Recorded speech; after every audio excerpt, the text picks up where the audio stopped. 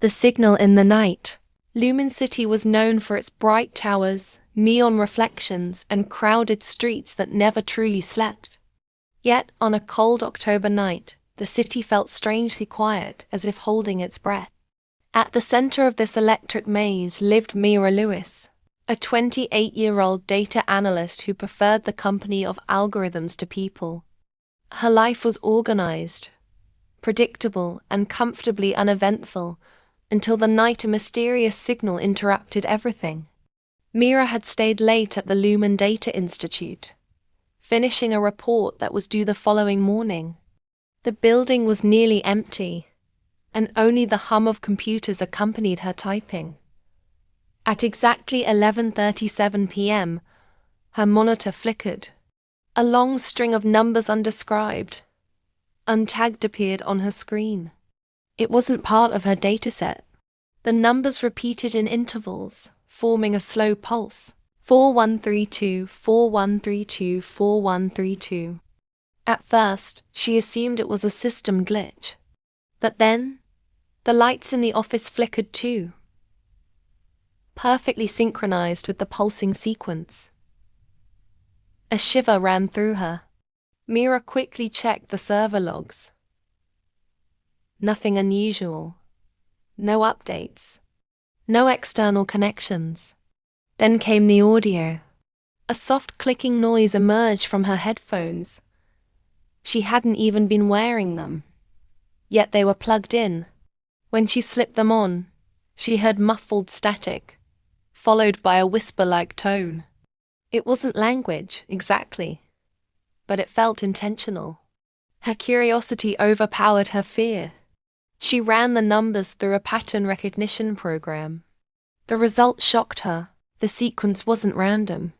It resembled an encoded distress signal. But from who? Before she could analyze further, the power cut out entirely. Emergency lights glowed red along the hallway. Her computer was still on, despite the building blackout. The numbers continued flashing on the screen, but now they formed new words. Help Mimi. Myra's hands froze. Someone or something was communicating with her. She heard footsteps echoing in the hallway. Slow, heavy, not like a security guard. Mira unplugged her laptop, slipped it into her backpack, and moved quietly toward the back exit. A silhouette appeared at the far end of the corridor, illuminated by the emergency lights. Myra couldn't make out the person's face, but she felt them staring at her. She didn't wait to find out who it was. She ran. Cold air hit her face as she exited the building. The city lights looked normal again, but her heart was racing. She hurried toward her small apartment on 9th Street, constantly checking behind her. Inside, she locked the door and opened her laptop.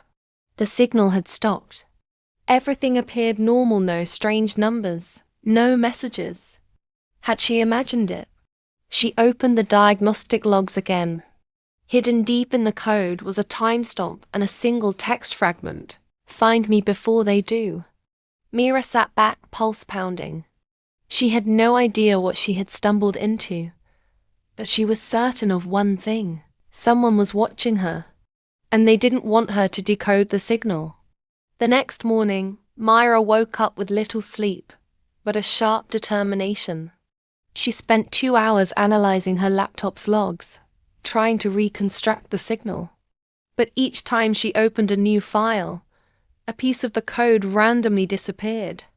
Something or someone was wiping the data remotely. At 9:14 a.m., her doorbell rang. She froze.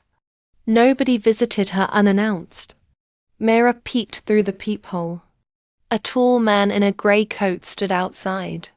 He didn't look like a delivery person, and he wasn't wearing a security badge.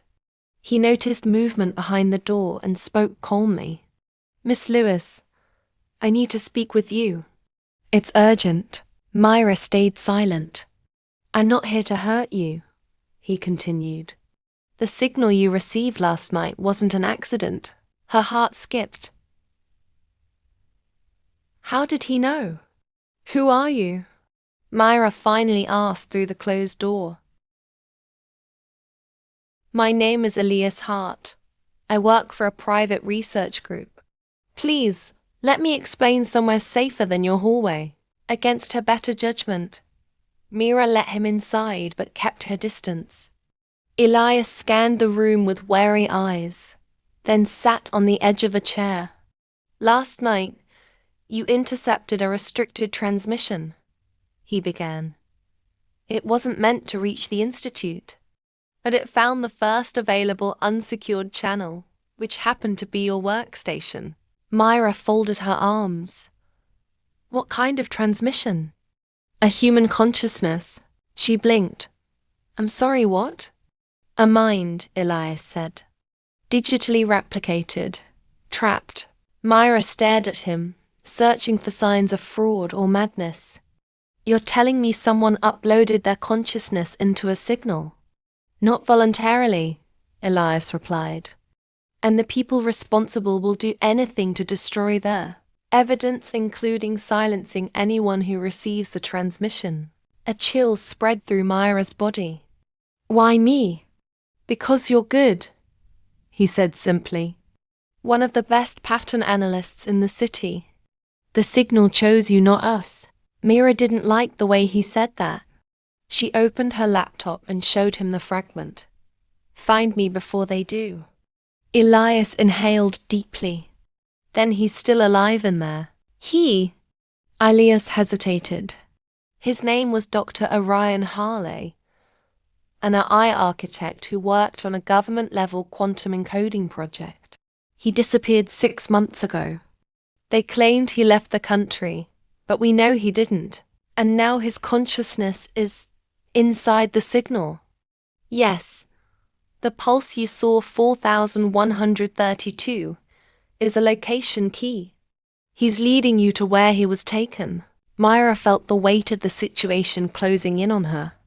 If what you're saying is true, she said slowly, then someone followed me last night at the Institute. Elias nodded grimly. Then we don't have much time. Suddenly, Myra's lights flickered, exactly like the night before. Her laptop turned on by itself. The numbers flashed again, but now they formed coordinates. Elias stood up. He's sending us a location. We have to go. Myra swallowed hard, grabbed her coat, and followed him out the door. She didn't fully trust him, but she trusted the signal even less. And yet, something deep inside her whispered that the message wasn't meant to frighten her. It was a cry for help. The coordinates led Myra and Elias to the outskirts of Lumen City, where the neon glow faded into abandoned industrial zones. Rusted metal warehouses lined the cracked pavement like hollow giants. The air smelled of oil and old machinery. We're close, Elias murmured, checking his tracker. They turned a corner and stopped in front of a large concrete building with no windows and a single steel door. No signs. No guards. Too quiet. This is it, Elias said. Myra felt an uneasy pressure in her chest. How do we get in? Elias smiled faintly and produced a sleek black device. With this, he pressed the device against the lock. After a few seconds, the mechanism clicked open. Inside, the hallway was dim, lit only by faint overhead strips. Myra's laptop began vibrating in her backpack. When she pulled it out, a new message covered the screen. Not safe. Coming. Hurry. Oh no, Elias whispered. They detected the signal again. They ran deeper into the building. The hallways twisted like a maze. As they hurried past room after room, Myra noticed dark screens, abandoned lab equipment, and unplugged servers. Everything felt deserted, but not long ago. Finally, they reached a sealed door with a biometric scanner. I can bypass it, Elias said, kneeling beside the panel. While he worked, Myra studied the wall next to the door. A faint engraving caught her eye. Project EchoMind. Her breath hitched. "I know this name," she whispered. A classified neural mapping experiment. But it was rumored to be too dangerous. They shut it down years ago. Elias didn't respond. The door opened with a hiss. Inside was a circular chamber filled with glowing cables, transparent pods, and a massive quantum core at the center pulsing with the same rhythm as the signal. 4132, 4132, 4132. A single pod was active. Inside, floating in a suspension fluid, was the faint outline of a man's body, his neural activity displayed on the monitors. Myra stepped closer, breath trembling. "Is that Dr. Harley?" "Yes," Elias said softly. "His body survived, but his mind, what you saw, is trapped inside the core. They were extracting it." Myra turned to him sharply. "Why didn't you tell me all of this earlier?" "Because you wouldn't have come," Elias admitted. Before Myra could respond, an alarm blared. Red lights flashed across the chamber. "They're here," Elias said. "We have to free him now." He ran to the control terminal and began typing commands. Myra rushed to another console, using her analytical skills to decode the encryption sequence. "I need the final key," Elias shouted. Myra's laptop buzzed violently. A new message flashed. 4132 equals open. Her eyes widened. "It's the release code." Together, they entered the sequence. The quantum core glowed brighter, then went dark. The pod slowly opened. Dr. Hale's body collapsed in Myra's arms. His eyes fluttered open for a moment. "You heard me," he whispered, voice barely audible. "Yes," Myra said softly.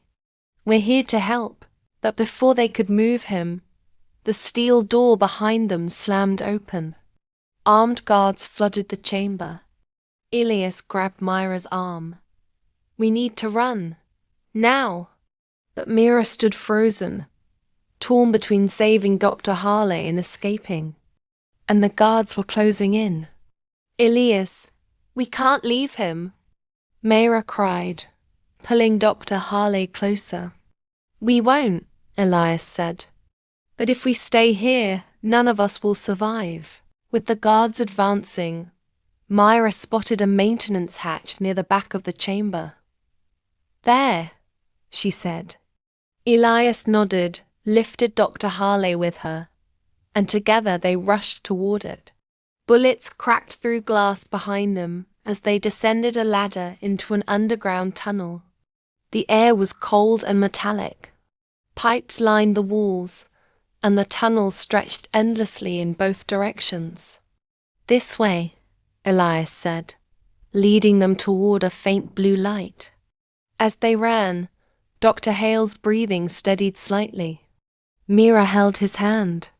"You're safe now," she whispered. His eyes opened halfway. "Not yet. They want the core." Myra frowned. "The quantum core? Why?" Before he could answer, a distant explosion shook the tunnel. Dust rained from above. "They're destroying the evidence," Elias said grimly.